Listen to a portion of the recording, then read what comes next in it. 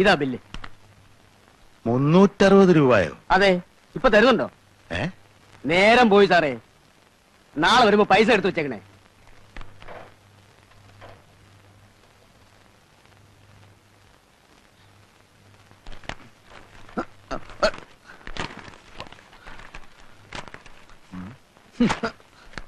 ആരാ മക്കളെ ഇത്രയും പത്രങ്ങൾക്ക് പൈസ കൊടുക്കുന്നത്?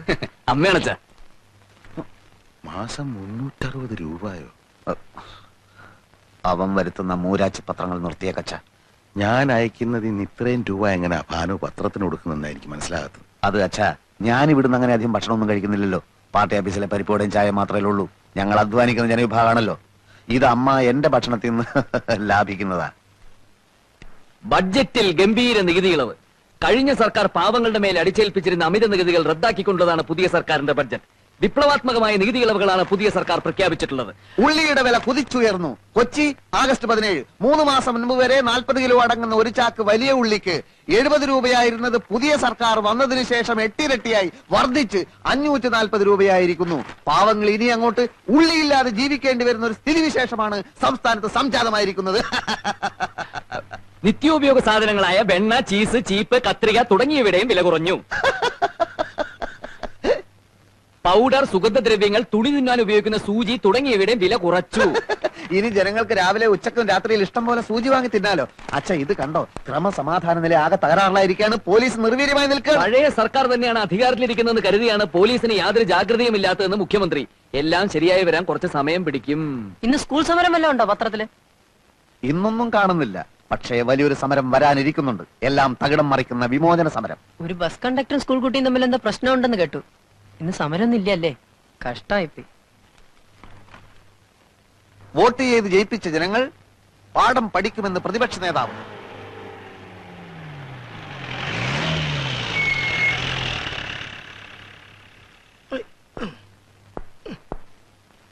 വരാനുള്ളത് വല്ല വിധേനയും വഴി തെങ്ങുന്ന് കരുതി.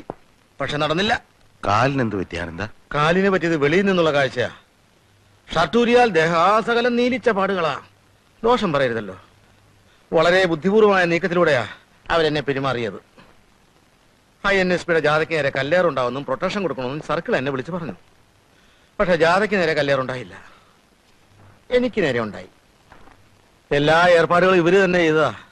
ഏറ് തുടങ്ങിയ പിന്നെ ജാഥ അക്രമാസക്തമാവുമല്ലോ. അക്രമാസക്തമായി. എല്ലാ അക്രമവും എന്റെ നേരേക്കായിരുന്നു എന്ന് മാത്രം. ഞാനും വിട്ടുകൊടുത്തില്ല. സർവശക്തിയും സംഭരിച്ച് ഞാൻ ഓടി. ഒരു തോട്ടി ചാടി. തോട്ടിലൂടെ 7 കിലോമീറ്റർ ഒഴുകിച്ചെന്ന് ഒരു കരക്കടിഞ്ഞു. സന്തോഷമായല്ലോ. താനും തന്റെ പാർട്ടിപ്പെട്ട സകല ഡൂക്ലികളും കാണിച്ചെന്ന എല്ലാവരെയും എന്നാൽ കഴിയുന്ന വിധം ഞാൻ തല്ലി. ഒരളിയനോട് ഇങ്ങനെ തന്നെ വേണം പെരുമാറാൻ. 6 മാസത്തിനകം ഈ സർക്കാർ നിലംപതിക്കും. എനിക്കിനി മേലും കീഴ് നോക്കാനില്ല.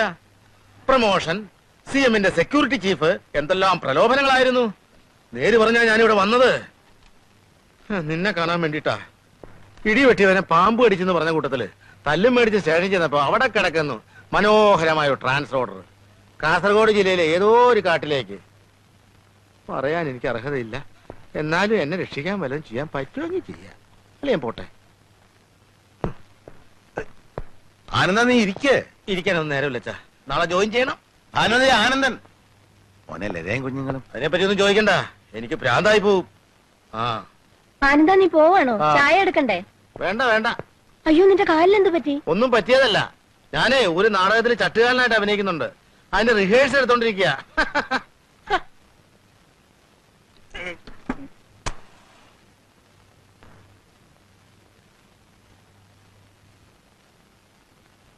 താത്വികമായ ഒരു അവലോകനമാണ് ഞാൻ ഉദ്ദേശിക്കുന്നത്.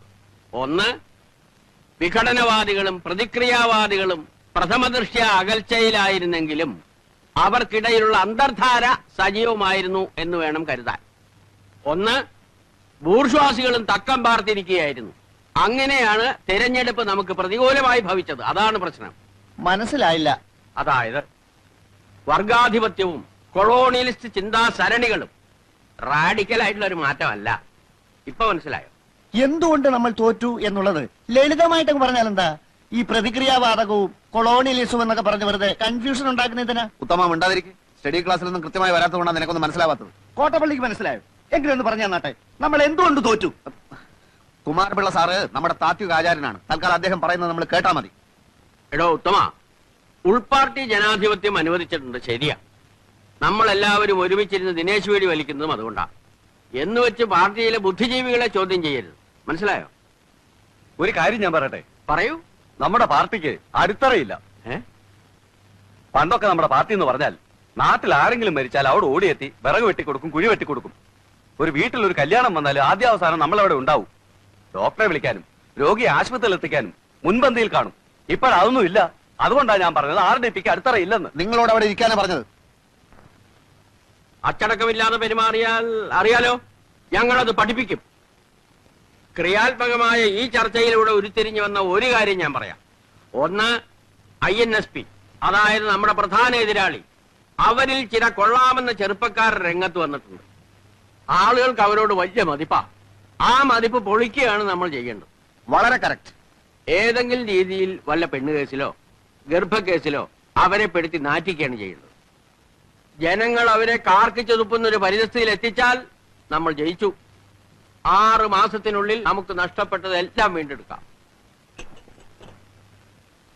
പരിപ്പൂട എവിടെയോ? ഇന്ന് പരിപ്പുഴ ഉണ്ടാക്കില്ല സാർ. പരിപ്പൂട ഉണ്ടാക്കിയില്ലേ? പരിപ്പൂടയും ചായയും ബീഡിയുമാണ് ഞങ്ങളുടെ പാർട്ടിയുടെ പ്രധാന ഭക്ഷണം. തനിക്ക് അറിഞ്ഞൂടെ? എടുക്ക പോയി പരിപ്പൂട ഉണ്ടാക്കി കൊണ്ടുവരാ. പാർട്ടി പറയുന്ന ആദ്യം അനുസരിക്കാം എന്ന് പറഞ്ഞാൽ പാർട്ടിക്ക് അബദ്ധങ്ങളെ പറ്റി ചൂണ്ടിക്കാണിക്കേണ്ടവരാണ്. അതിനല്ലേ നേതാക്കന്മാരുള്ളത്. എനിക്ക് സാറിനോട് പേഴ്സണൽ ആയിട്ടൊരു കാര്യം സംസാരിക്കാനുണ്ടായിരുന്നു. എന്താണ് കാര്യം? ഉത്തമം നടന്നേ, ഇത് പേഴ്സണൽ ആയിട്ടുള്ള കാര്യമാണ്. സാർ വന്നേ. അതായത് എന്താണ്? വീട്ടിൽ നിന്ന് ഭയങ്കരമായിട്ട് നിർബന്ധിക്കുന്നു. എന്തിന്? ഞാൻ പെണ്ണ് കെട്ടണത്രേ. പെണ്ണ് കിട്ടാനോ? അയ്യേ, തനിക്കൊരു ബ്രൈറ്റ് പൊളിറ്റിക്കൽ ഫ്യൂച്ചർ ഞാൻ കാണുന്നുണ്ട്. ഭാര്യയും കുടുംബമൊക്കെ അതിന് തടസ്സാണ്. അച്ഛൻ ഒരേ പിടിപിടിക്കാണ്. കോട്ടപ്പള്ളി, പാർട്ടിക്കുന്ന ആവശ്യം കെട്ടുപാടുകളും മറ്റുത്തരവാദിത്തങ്ങളും ഇല്ലാത്ത ഒരു നേതൃനിരയാണ്. പ്രകൃതി നിയമങ്ങൾക്ക് കുറച്ചൊക്കെ നമ്മൾ വഴങ്ങേണ്ടതല്ലേ? വഴങ്ങരുത്. ലൗകികമായ തൃഷ്ണകളെ നമ്മൾ അതിജീവിക്കണം. മാനവരാശിയുടെ നിലനിൽപ്പ് തന്നെ കുടുംബം എന്ന എസ്റ്റാബ്ലിഷ്മെന്റിലല്ലേ? വിഡ്ഢിത്തം. എല്ലാ എസ്റ്റാബ്ലിഷ്മെന്റുകൾക്കും എതിരെയാണ് നമ്മുടെ യുദ്ധം. ഭാര്യ ഉണ്ടാവുക, കുഞ്ഞുണ്ടാവുക, അതൊക്കെ നമ്മുടെ മനസ്സിൽ സ്നേഹത്തിന്റെ വിത്ത് മുളപ്പിക്കുമെന്ന് എവിടെയോ വായിച്ചിട്ടുണ്ട്. അത് വരട്ട് തത്വവാദമാണ്. സഹജീവികളെ, തൊഴിലാളി വർഗത്തെ സ്നേഹിക്കാൻ ശീലിക്കുക. തുറന്നു പറയാം, അടിസ്ഥാനപരമായി നമ്മുടെ പാർട്ടിക്ക് കല്യാണം ഇഷ്ടമല്ല. അപ്പൊ സാറ് കല്യാണം കഴിച്ചതോ? അതിൽ ഞാൻ ഇന്ന് ഖേദിക്കുന്നു. എന്നാ പിന്നെ ഇപ്പൊ ഭാര്യ ഉപേക്ഷിക്കരുതോ? തന്റെ കാര്യമാണ് നമ്മളിപ്പോ ഡിസ്കസ് ചെയ്യുന്നത്. പറയുന്നതൊന്ന് പ്രവർത്തിക്കുന്ന വേറൊന്ന്. ദൈവമില്ല, അമ്പലമില്ല എന്നൊക്കെ വിളിച്ചു പോകും. എന്നിട്ട് ആരും കാണാതെ തലയിൽ മുണ്ടും പോയിച്ച് ദൈവത്തെ തൊഴാൻ പോകും. ആര്? സാറ് തന്നെ. തൃച്ചമ്പടി അമ്പലത്തിൽ എന്നും കാലത്ത് സാറ് തൊഴാൻ പോകുന്നത് ഞാൻ കാണാറുണ്ട്. താനിതെങ്ങനെ കണ്ടു? ഞാനൊരു രഹസ്യമായിട്ട് തൊഴാൻ പോകാറുണ്ട്. എന്നാലേ ഇത് തൽക്കാലം നമ്മൾ രണ്ടുപേരും മാത്രം അറിഞ്ഞാൽ മതി. താൻ വേണേ കല്യാണം കഴിച്ചോളാം. പക്ഷെ ഒരു കാര്യത്തെ തനിക്ക് നിർബന്ധം വേണം. എന്ത്? നമ്മുടെ പാർട്ടി നയങ്ങളെയും ആദർശങ്ങളെയും ബഹുമാനിക്കുന്ന ഒരു പെൺകുട്ടിയെ വേണം കല്യാണം കഴിക്കാൻ. അത് 100% ഞാൻ ഉറപ്പുവരുന്നു. എന്നാ താങ്ക് യു.